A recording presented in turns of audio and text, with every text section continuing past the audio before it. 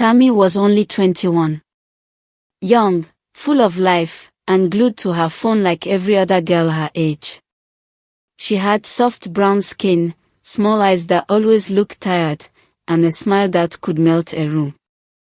She lived in Suralaya with her aunt, a woman who never stopped talking about rent, light bills, and how young people of nowadays have no respect. Tammy didn't care much.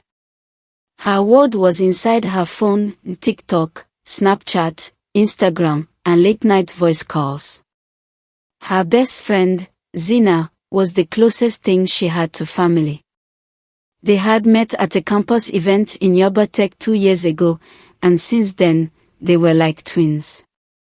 They went everywhere together, parties, malls, content shoots. Zina and Tammy, people always said, the inseparable two. But Lagos had a way of changing people. Fame was like fire, bright, but it burned. It all began one Friday night. Zina had just reached 50,000 followers on Instagram. To celebrate, she rented a small Airbnb in Lekki Phase 1, white walls, blue lights, a pool, and a Bluetooth speaker that never rested.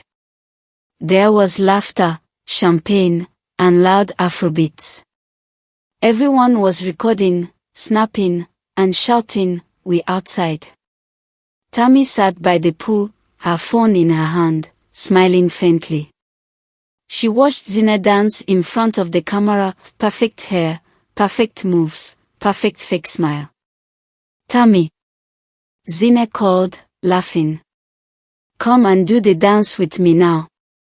Tammy smiled, stood up, and joined her.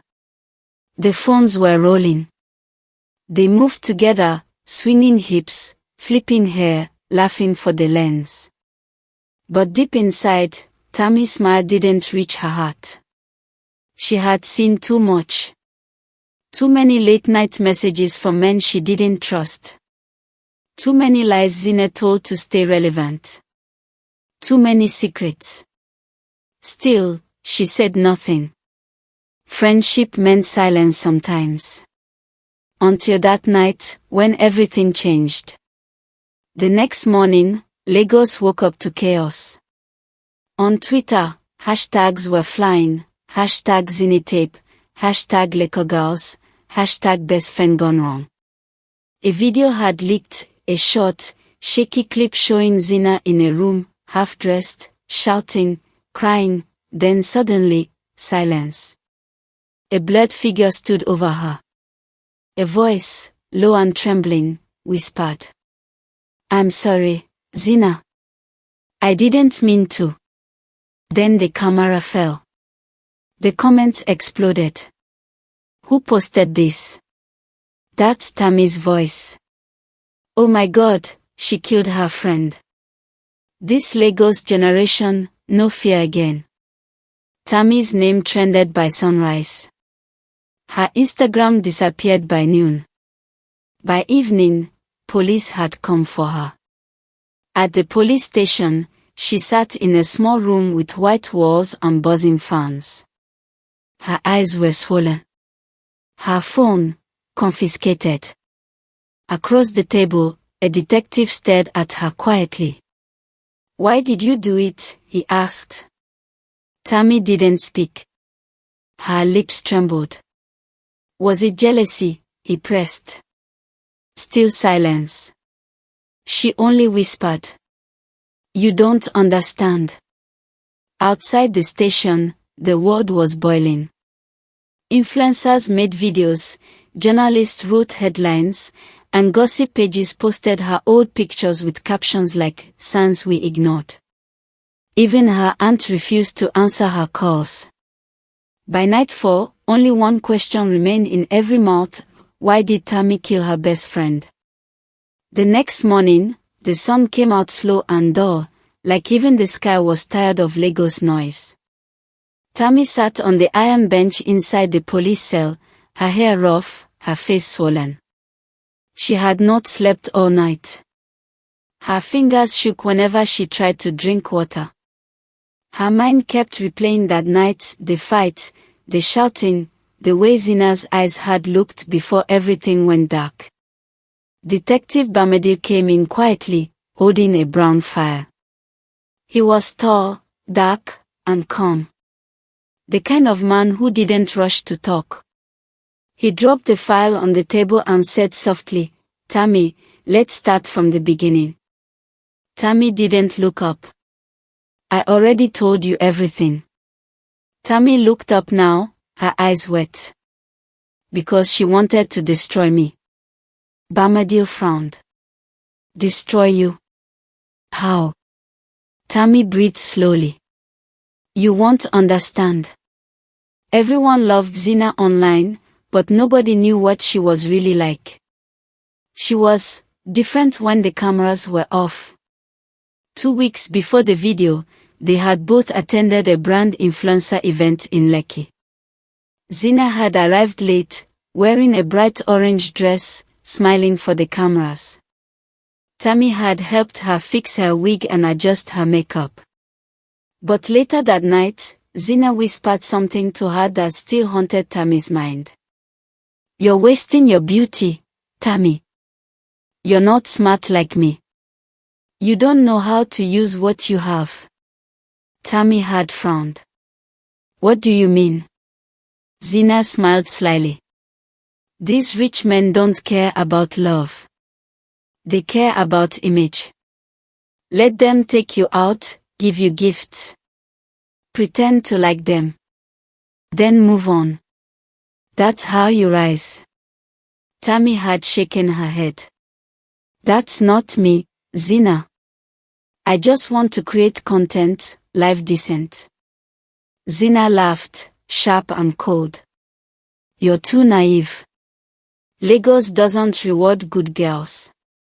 Now, sitting in front of the detective, Tammy whispered. She was blackmailing people. Men. Politicians. Even married men. She used her beauty and phone as a trap. She kept everything in a secret folder. Bamedil's eyes narrowed. "You saw it?" Tammy nodded slowly. "Yes. One night, she left her laptop open. I saw files with names and faces. Some of them were people we used to hang out with." The detective leaned forward. "Was one of them Chief Durojoye?" Tammy blinked. "How do you know that name?" Bamedil opened the brown file. Inside were printouts, messages, receipts, screenshots from Zina's phone. "She was supposed to meet him that same night she died," he said. "We found text arranging the meeting. Something about a deal gone wrong." Tammy swallowed hard. He paid her before. But she wanted more. She said she had proof he was cheating on his wife and stealing money from his company. So she threatened him. Yes. But he wasn't the only one. She said she was saving all the files for a big drop. A viral expose. She said it would make her famous. The detective was quiet for a while. Then he said softly. "So that night in the video, you two were fighting over that?" Tammy wiped her tears. "She wanted to frame me. She said if I didn't help her, she would leak one of the videos and tag me in it as her accomplice. I begged her to stop. She laughed. She said fame doesn't care about truth." Her voice broke. "Then she hit me first. With her phone. I tried to grab it, and she fell. I didn't mean to hurt her." Bamedil stared at her. "And the leak?" Tammy shook her head, confused. "I didn't post it. I swear. I never even touched the video." The detective's eyes darkened. "Someone else must have leaked it then." Tammy whispered, "But who?" Bamedil looked down at the file again. His hand rested on a photograph of another young woman, Zina's roommate. The name under it read, Mimi Adedoyin. That night, in another part of Lagos, a girl with short braids and a sly smile sat on her bed, scrolling through her phone. On the screen, views were climbing, comments flooding in, and the world was still cursing Tammy's name. Mimi smiled faintly and whispered to herself, "Perfect. Nobody will ever know it was me." She locked her phone and turned off the light. Tammy sat quietly in the small police interview room. Her hands were cold. Her heart felt like a heavy stone. Every breath she took sounded loud in her own ears. Detective Bamadil walked in slowly, carrying another file. He placed it gently on the table, sat down, and watched her for a moment. "Tammy," he said softly, "we spoke about Zina.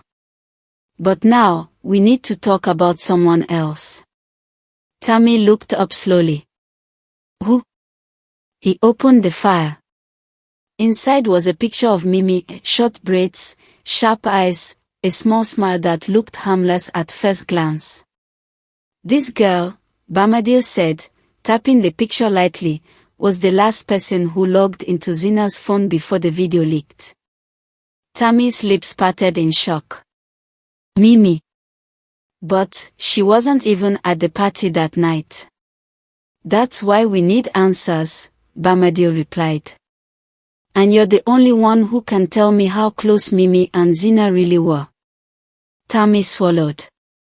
Her voice dropped low. "Mimi and Zina were not close," she said. "They lived together, but they didn't trust each other. They always fought about money, about men, about who took whose wig, whose makeup, who used whose ring light without asking." She paused. "Zina said Mimi was jealous of her." Bamadil nodded slowly. "Jealousy can burn like fire." 3 days before the night of the video, something strange had happened. Tammy remembered it clearly. She had gone to Zina's hostel room to drop her tripod stand. When she entered, Mimi was standing over Zina's laptop, her fingers moving quickly. "Mimi?" Tammy asked. "What are you doing?" Mimi jumped a little, then smiled. "Oh, nothing. Just checking something for an assignment."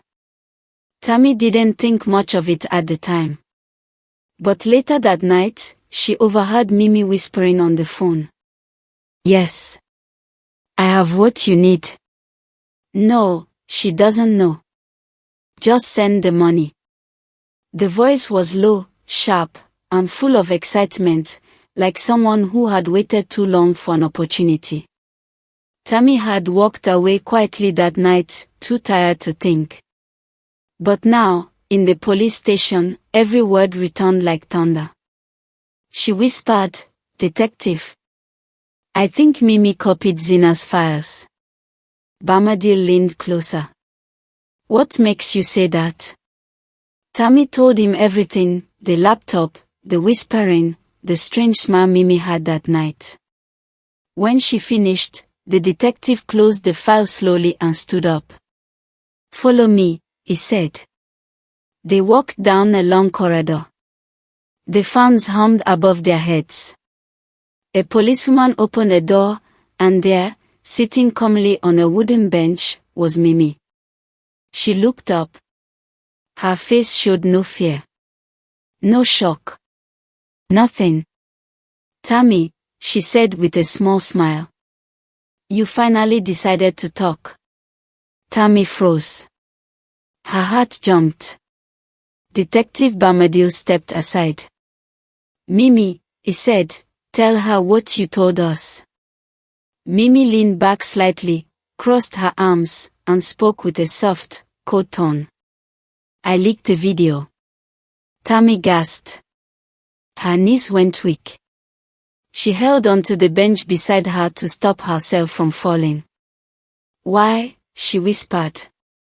"Why would you do that to me? Why would you let them think I killed her on purpose?" Mimi smiled faintly. "Because," she said, both of you thought you were better than me. Zina with her followers. You with your innocence. Nobody ever looked at me. Nobody ever listened to me. She stood up slowly. I saw my chance to finally shine. Zina's files were worth money. Men would pay anything to hide their secrets. And you, she pointed at Tammy, you were the perfect scapegoat. Everyone already believed you were jealous.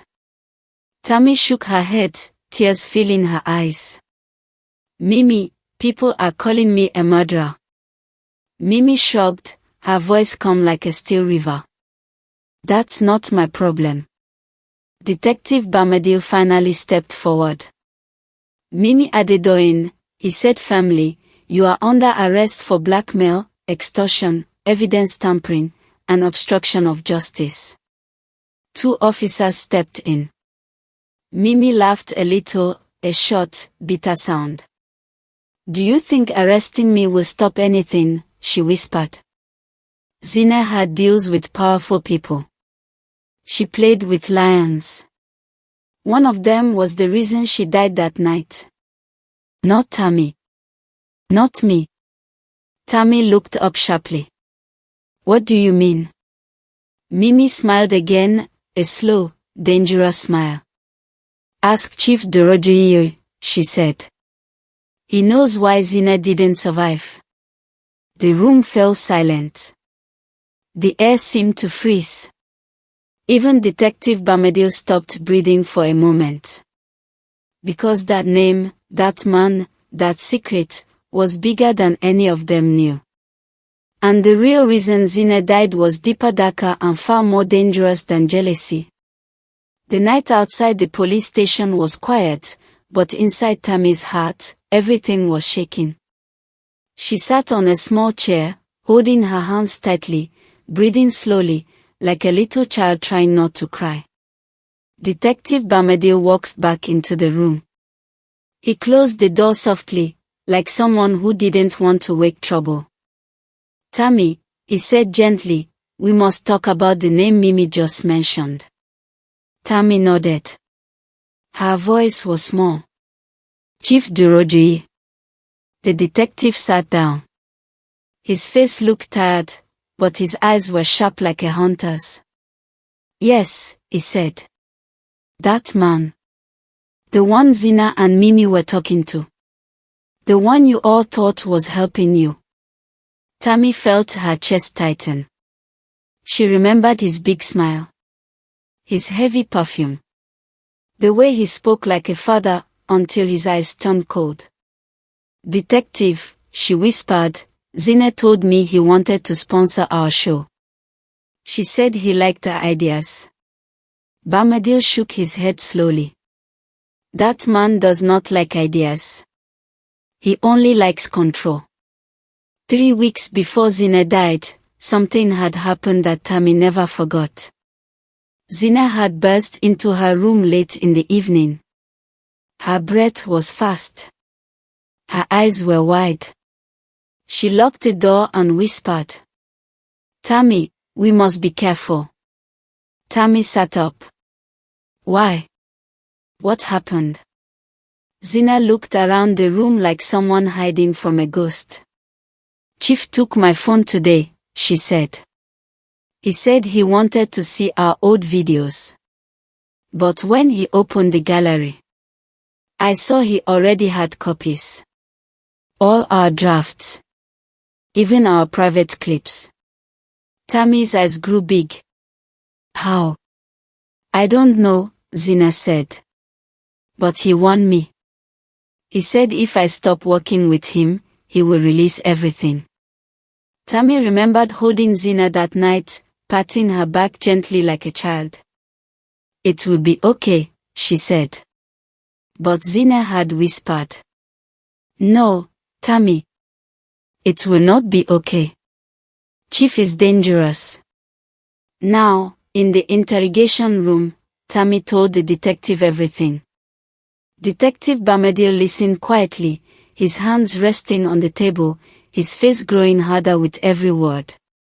He led her down the corridor, past the holding cells, past the officers writing reports, into a small dark room with a single TV screen.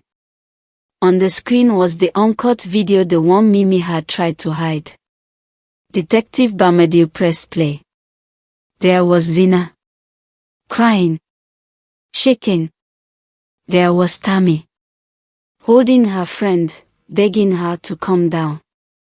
And then, a voice. A man's voice. If either of you opens your mouth about me, the voice said, you will both disappear. Tammy covered her mouth with her hands. Her whole body began to shake. That is not Zina's apartment, Bamadil said softly. That is Chief's guest room. Tammy's tears fell. Detective, she whispered, Zina wanted to run away. She wanted to tell the truth. But he said he would destroy her family. And that, Bamadil said, is the night she died. Tammy turned to him. Detective, did Chief kill her? The detective didn't answer immediately. He looked at the floor, then at the screen, then finally into Tammy's eyes. My girl, he said softly, sometimes a person does not need to use a knife to kill. Fear can kill. Pressure can kill. Secrets can kill. Tammy's voice trembled. So you mean? Zina was scared of him that night. That's why she screamed. That's why she fought me. Bamadil nodded. She was trying to protect you. She didn't want Chief to hurt you. That is why she grabbed the knife first.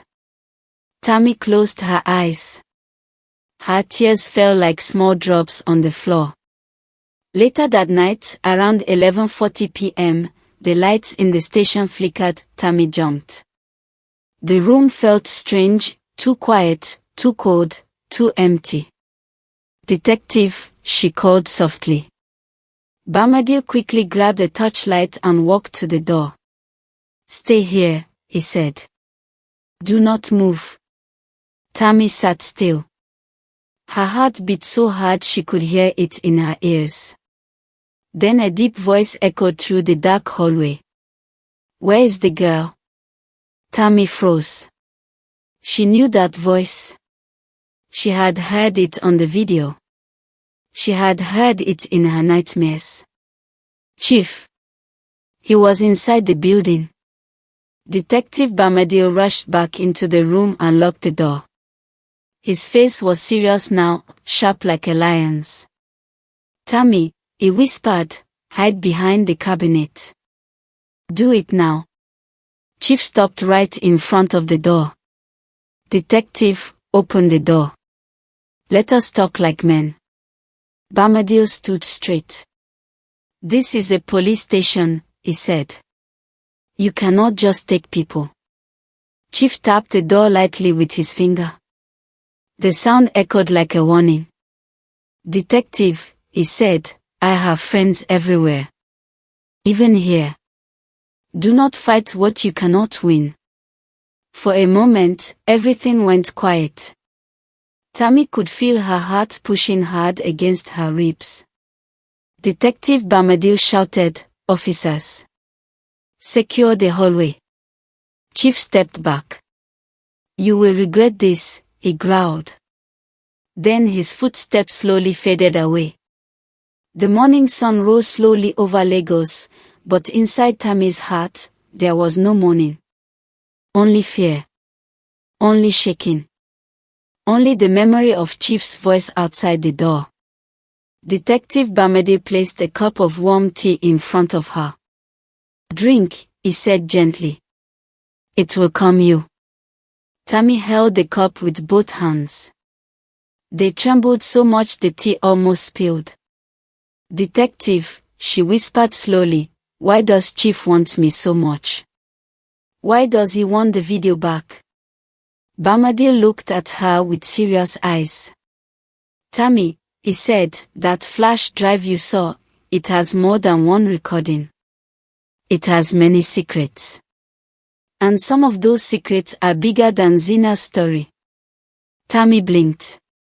Her voice was small. What secrets? The detective stood up and locked the door before speaking. Then he walked to a drawer and took out the flash drive. He held it like someone holding a dangerous snake. This, he said quietly, is why Chief is hunting you. Tammy watched as he plugged the flash drive into a laptop. The screen lit up. A folder appeared. The folder had only one word. Eyes. Tammy felt the air grow cold.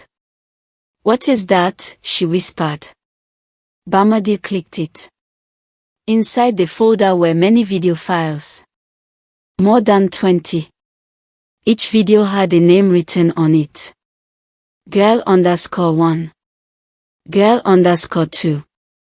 Girl_3. Girl_4. Tammy's heart felt tight. Detective, who are these girls? Bamadil did not speak for a moment. His face grew dark. These are girls Chief recorded, he finally said. Girls he lied to. Girls he used. Girls he controlled. Just like Zina. Tammy covered her mouth. Her tears dropped on her shirt. Detective, he recorded all of them without their permission.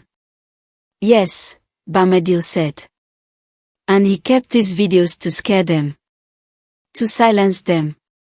To make sure they never speak. Tammy looked at the screen again. She felt sick. Then she saw something that made her heart stop. One of the files had a different name. It was called Girl_17, Zina and Friend. Tammy froze. Her throat closed. She whispered slowly. Friend. Was I the friend? Bamadil nodded quietly. That is the video he never wanted you to see. He clicked it. The video began in a fancy room with soft lights. Zina sat on a chair, smiling nervously. Tammy sat beside her, giggling, fixing her hair, talking like a playful child. They were young. Happy. Trusting. Then Chief entered the frame. He touched Zina's shoulder. He stood too close. He smiled too much. That day, Tammy whispered, I thought it was just a normal meeting. But the video showed something else. Something Tammy didn't remember. Something that made her knees weak. Chief looked at the camera and said, These girls belong to me now. Tammy covered her mouth. Her body shook hard. She whispered, Detective, he planned everything from the beginning. Bamadil nodded. He pretended to be a helper. But he was taking things. Recording things. Controlling everything. Tammy wiped her tears. But, why me? Why is he chasing me now? The detective closed the laptop. Because, Tammy, he said softly, you are the last girl he did not break. You ran away from him. You refused him. And now you have proof that can destroy him forever. Tammy held her chest. Her heart felt too heavy. What will he do to me? She whispered. Bamadil spoke slowly. He will try to scare you. He will try to silence you. He may even try to hurt you. Tammy closed her eyes tightly. Her tears fell again and again. But we will fight back, the detective said. We will not let him win. Tammy breathed softly, shakily, like a small child. Detective, she said, did Zina know about the flash drive before she died? Bamadil nodded sadly. Yes. She found it by mistake. And that is why Chief started threatening her. Tammy cried harder.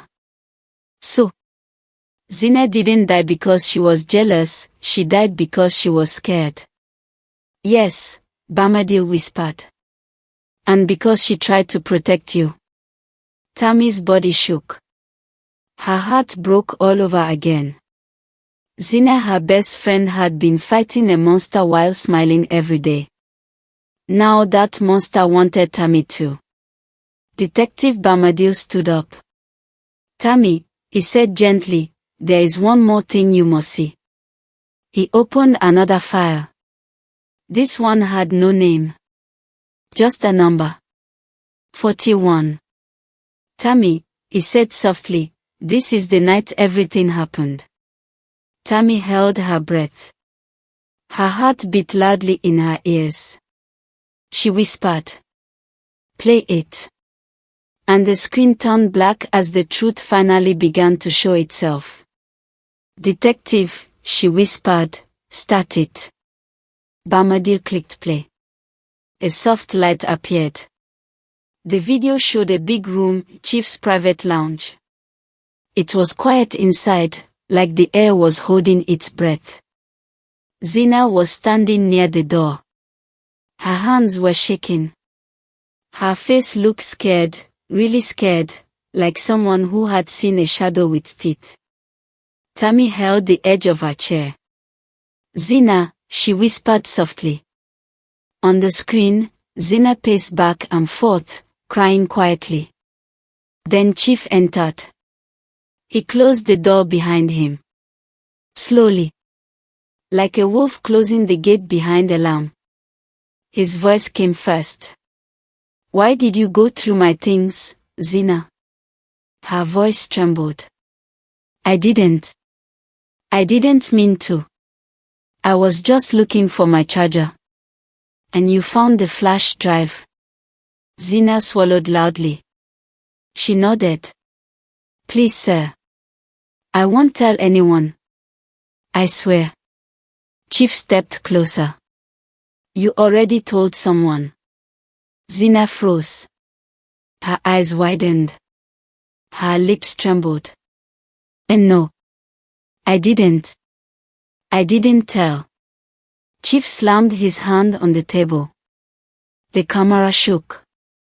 Tammy flinched in her chair. Detective Bombadil whispered, watch. This part is important. On the screen, Chief moved closer to Zina. Too close. You told Tammy. Zina's hands covered her mouth. Her tears dropped fast. She didn't see anything. She doesn't know anything. Please leave her out of this. Chief laughed lightly. I decide who stays out of things. Not you. Zina shook her head again and again. Sir, please, please. Chief grabbed her arm. Zina gasped. Tammy pressed both hands to her chest. Her heart felt like it was falling. You girls think you can play with me. Chief backed. You think because you're young, you're smarter. Zina shook her head, crying hard. Detective, Tammy whispered, he was going to hurt her. Bombadil nodded sadly. Keep watching. On the screen, Zina finally spoke. Her voice was tiny. Sir, if you let us go, if you let Tammy go, I'll delete it. I'll. Chief cut her off. His face turned dark. It's too late. He let go of her arm. He walked to a drawer. Opened it. Took something out.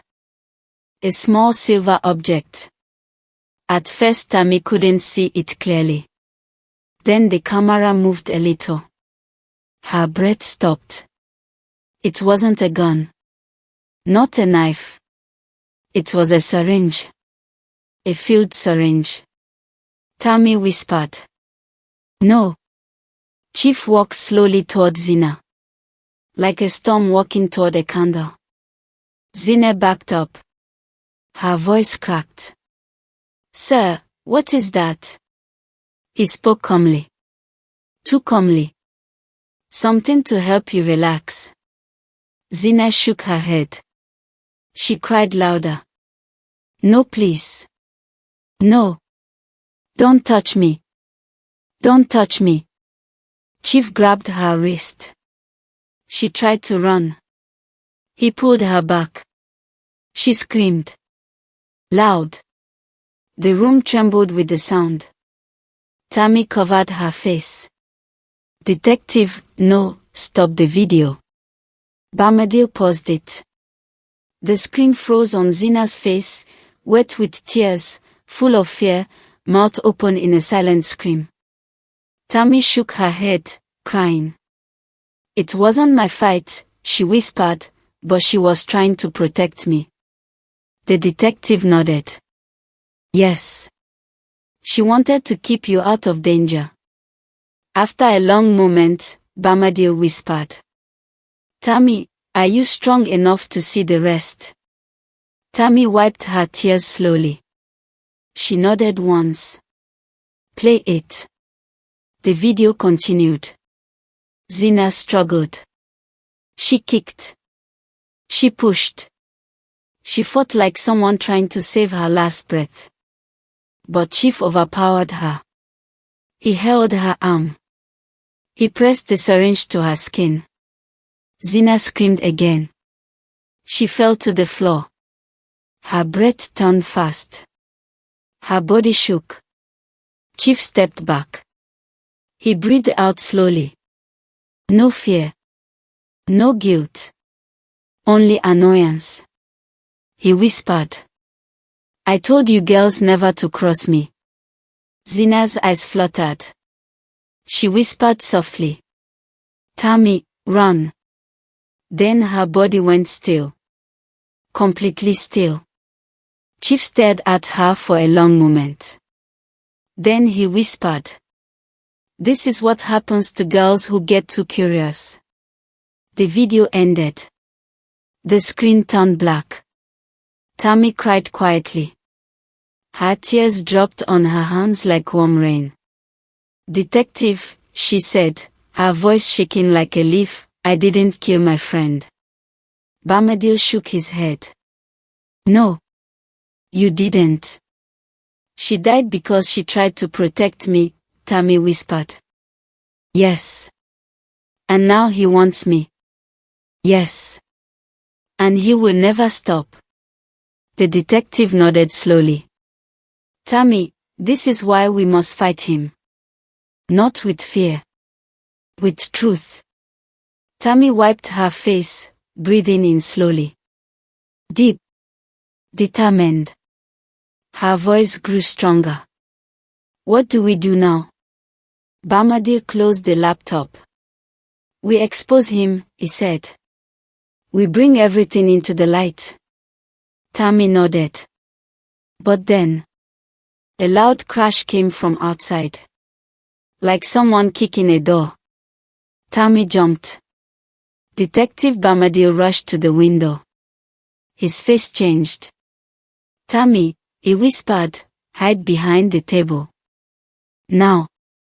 Why? She asked, her voice shaking. The detective swallowed hard. It's Chief, he said. He found us. Detective Barmadil peeped through the small curtain, his voice dropped low. Tammy, don't make a sound. The detective whispered, he didn't come alone. Tammy's eyes widened. Detective, who's with him? Barmadil didn't answer. He just reached for his gun, the one he prayed he would never have to use. A voice echoed from behind the door. A deep, angry voice. Detective. Open this door. We know you're inside. Tammy recognized the voice instantly. Chief, the detective stood tall. He pointed the gun at the door. A second voice followed sharp. Code, familiar, break it. Tammy gasped. Detective, that's his driver. The one with the scar.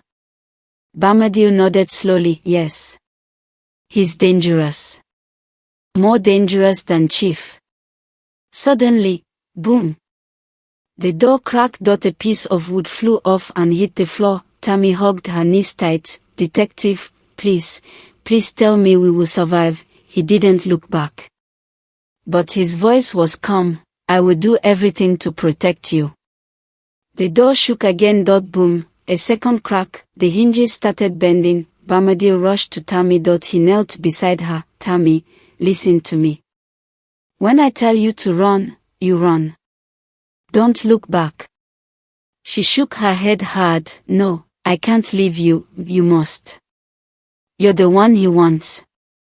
Tammy's breath trembled. "What if he catches me?" The detective placed a hand on her shoulder. "Trust me. I won't allow that." Before she could answer, crash. The door burst open completely. Wood flew. Dust filled the air. Chief stepped inside, wearing a grey coat. His face looked dark, like a storm with no rain. Behind him stood 4 men, tall, strong, wearing black gloves. The room turned cold. Chief smiled, but it wasn't a smile of joy. It was a smile of power. "Detective," he said softly, "you've been busy." Bombadil stepped forward, gun raised. "Don't move." One of Chief's men laughed. Chief shook his head. "You think that gun will save you?" The detective didn't blink. "It's not for me." Chief paused, his eyes narrowed. "It's for her." Bombadil continued. Chief frowned. "Oh. Tammy," he said, pretending to be surprised. "She's here." Tammy swallowed hard. Her heart felt like a hammer. Chief smiled again. "Slow, dangerous. Tammy, my dear, come out. No need to hide." The detective stepped between Chief and the table. "Stay back," he shouted. Chief raised his hand slowly, pretending to surrender, but his eyes were cruel. "Detective, you have something that belongs to me." "You mean the truth?" Bombadil asked. Chief's smile faded. "Give me the laptop," he said, "and I might let you leave this building alive." Tammy froze. Her breath stopped. Chief knew. He knew about the video. The detective shook his head. "You're not leaving with that evidence." Chief's voice turned colder. "Then you're not leaving at all."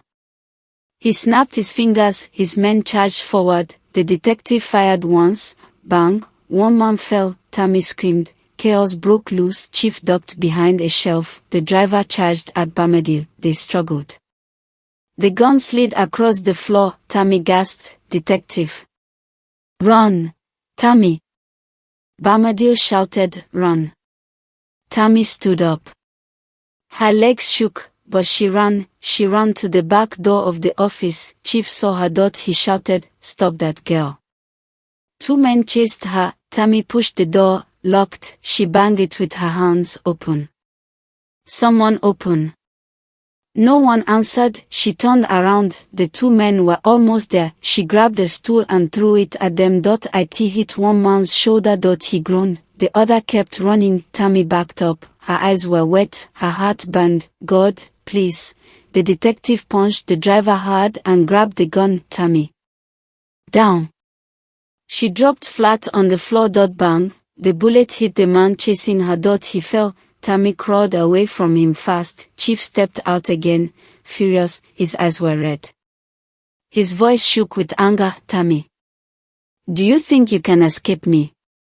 His footsteps came closer. Tammy's back touched the wall. She had nowhere to go. Chief raised his hand. He was holding something shiny. A small silver blade. Her breath choked. The detective aimed his gun again. "Drop it, Chief."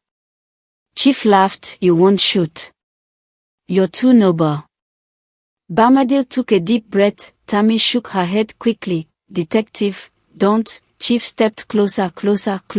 His blade was almost touching her cheek. "Tammy, you ruined everything," he whispered. Tammy shut her eyes. Her tears fell. Suddenly, bang.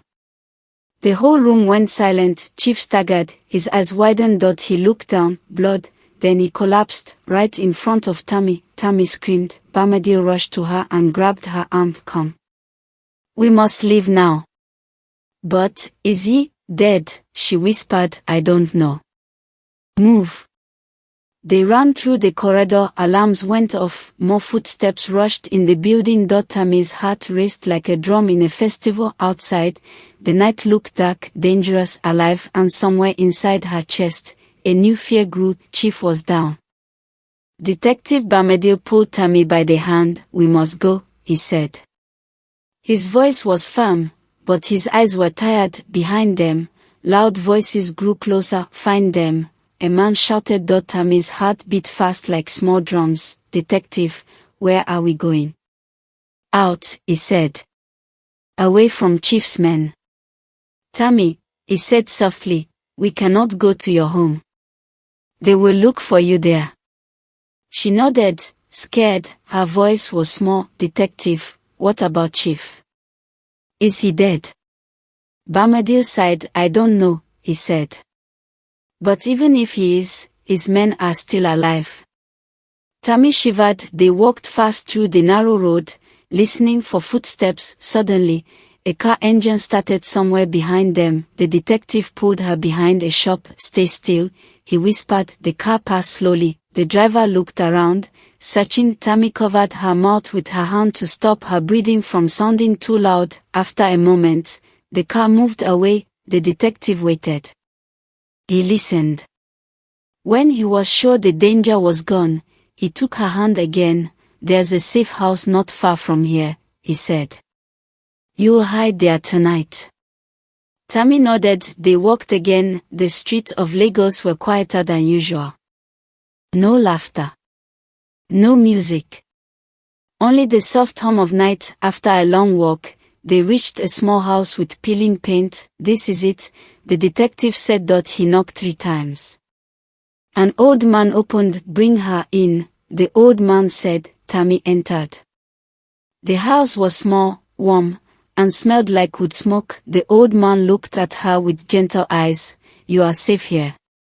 But Tammy didn't feel safe. Not yet. She sat down. "Detective, what happens now?" "Everyone thinks I am evil. Everyone says I am a killer." The detective sat across from her. "Tammy," he said, "the world saw only the last part of your story. They did not see the fear before it. They did not see the man who used you. They did not see the night he threatened you and your friend."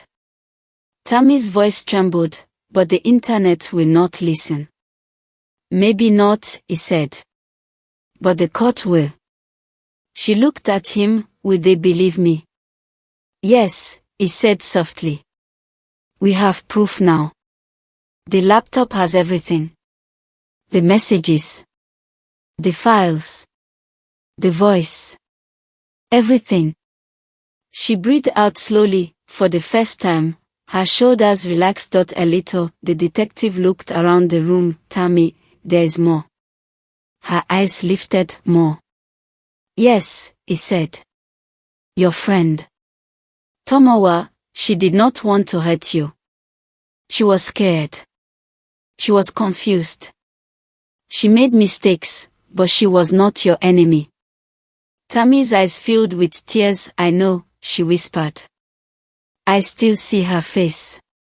The room went quiet. Even the night outside stopped moving. After a long moment, the detective stood. "I must go back," he said. "I must speak with the officers. With the judge. With the people who can help you." Tammy held his hand. "Please, come back." "I will," he said. He left the house and closed the door behind him. Tammy sat alone. She hugged her knees. She listened to the wind. She listened to the quiet. Then, a soft knock, not loud. Just one knock. Tammy froze. "Detective," she called. No answer. She stood up slowly. Her heart beat softly now, but fast. She walked to the door. She opened it, and gasped. There, standing under the weak streetlight, was Mimi, her roommate, her friend, her shadow. Mimi's face was calm. "Too calm, Tammy," she said softly. "You're hard to find." Tammy stepped back. "Mimi, why are you here?" Mimi entered the house without waiting for an answer. She closed the door with her foot. "I came to finish what I started," she said. Tammy's breath stopped. You did this?" Tammy whispered. Mimi smiled gently. "Yes, Tammy. I did. I saw the videos.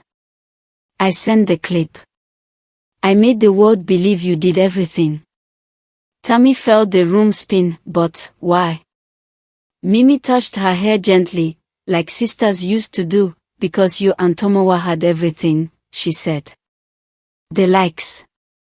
The followers. The brands. The smiles. And me. I was the one always holding the camera. Tammy shook her head. So you destroyed us? Yes, Mimi said. And I will not let you tell anyone the truth.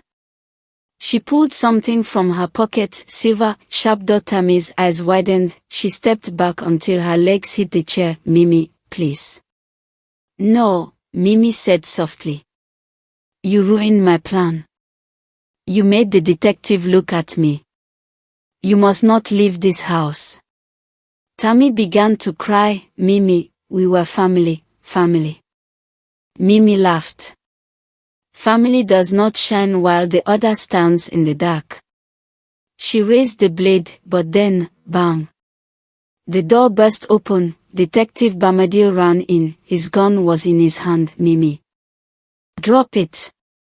Mimi froze, her eyes widened. She looked at him, then at Tammy, then at the door. She knew she was trapped. Her smile faded, but she did not drop the blade. Instead, she hissed, "You all chose her over me." The detective stepped closer. Mimi, don't do this. Mimi's hand shook, her voice broke. She took everything. Tammy shook her head. No, Mimi. You took yourself away. We loved you. Mimi's eyes filled with tears. For a moment, she looked like a small child who lost her way. Then her fingers loosened. The blade dropped to the floor. The detective rushed forward and held her arms. It's over, he said. Mimi didn't fight. She just cried, soft, tired tears. The detective led her outside where the officers waited. Tammy watched from the doorway. The wind touched her face. It felt cold, but gentle.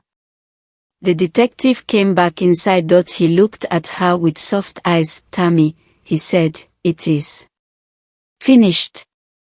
Tammy sat down slowly. Her tears fell freely. Detective, will the world believe the truth now? He nodded, yes. They will hear it all. The court. The people. Everyone. She wiped her tears. Will they forgive me? He placed his hand on her shoulder. Maybe, he said. Maybe not. But you will not walk alone again. Tammy closed her eyes. Her voice was small. I only wanted peace. And you will have it, he said. The night slowly softened. The danger was gone. The truth was out. The lies were broken. And as the sky turned pale and morning touched the earth gently, Tammy whispered to herself, they did not know the beginning. They only saw the end. She breathed out. Long. Slow. Deep, and for the first time since everything began. Her heart felt light.